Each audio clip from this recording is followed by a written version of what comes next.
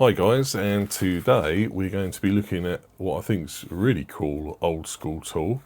It's Smith Wesson tool chest, as you can see there. Some of you may think, oh, this looks very familiar to a Beretta multi-tool that I recently reviewed. So quite a similar looking setup there, but will they be the same looking tool? We'll have a little comparison in a sec.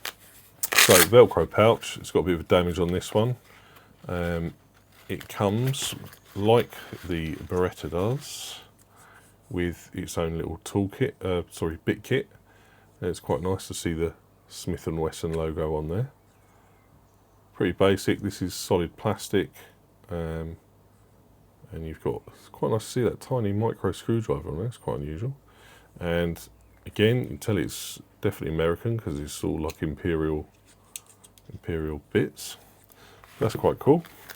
And then we have the beast itself. This thing honestly just oozes quality when you compare it, especially to the Beretta one. Let me just get that one out whilst we're here. This is the Beretta. You can hear it straight away. If we just sort of give it a bit of a, and then do the same with this one. This is really nice quality, decent weight to it. Notice how thick the steel frame is, and also, which I find interesting, is you've got like a thickened steel tops there that hold the ply heads in. So it's not even just like a normal Leatherman or most other designs like this, just out of the same press thing. This has actually got this extra strength there.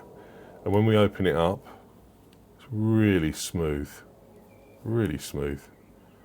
There's a Smith & Wesson. You've got your fine teeth needle nose and your standard pliers, wire cutters, and you've even got a hard wire cutter notch in there as well. You've got like this flat section that goes together, so you can use that, I suppose, for crimping or crushing something. Yeah, really, really nice looking thing actually. Nice plier heads. Really good quality. It doesn't feel cheap and nasty at all, and it's nice rolled edges. There's no hot spots at all on this. Yeah, nice. And obviously we got our inches and centimetres ruler on the outside. We just put that back. Look how smooth that is. And everything's outside accessible tool wise. So let's have a little look what we've got. So first of all, we have the file. This feels really good, a really good feeling file. And if you've noticed, non-locking. All of these don't lock in place, which means this would be UK legal, which is unusual because this is an American product, I assume. We have the bottle cap opener flat screwdriver. We have quite a nice long reach Phillips screwdriver there. And we have the can opener. I thought this was like a more modern shaped can opener. I didn't realise this shape was about back then. Yeah, weird. Everything sort of locks nicely into place with a decent snap. That's quite nice. And we have, if I can get it out, got a little nail nick in there. Now this intrigues me. Really nice little blade.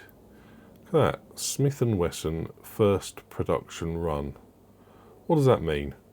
Does anyone know? I'd love to know more about this. Dates, who makes it. I tried doing a bit of research, and there's a sort of small possibility this could have been done by, or made, produced by, is it MGC Bear & Sons? I don't know. I can't believe it's Chinese of its era, because I know, say, we know for a fact the Beretta, this is made in China. It says it on the box, which, yeah, and you can, it's a cool tool, definitely collectible, but you can just sort of see that it's not quite as good, and obviously it's actually quite sharp, lots of hot spots when you press on it. You get nothing with this. So yeah, anyway, what else have we got? So that's that side, and this side we have a set of scissors, missing its spring. It's a like Victorinox type style, but they actually sound pretty nice. Should we try a bit of, I don't know how well this will go because I haven't got a spring in it, but we can try. So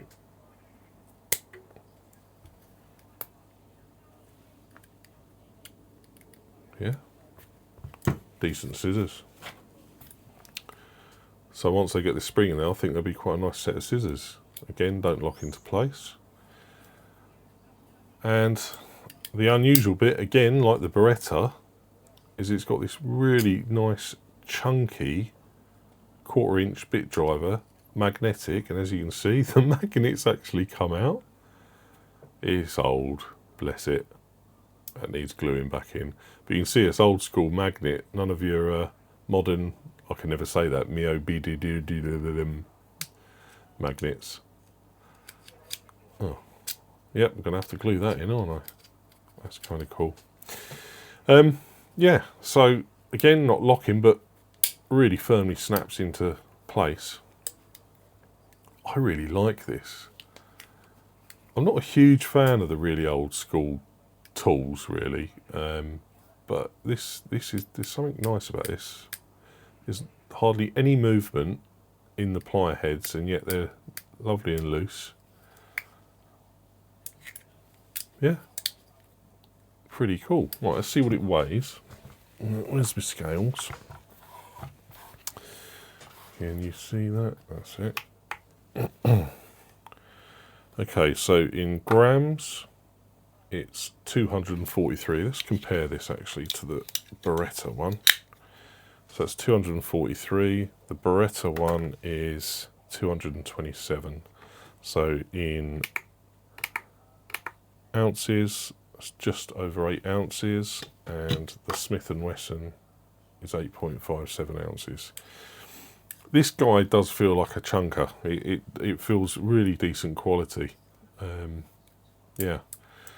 But as I say, I don't know enough about it. I want to know more. So if any of you guys know, please leave a comment and enlighten me.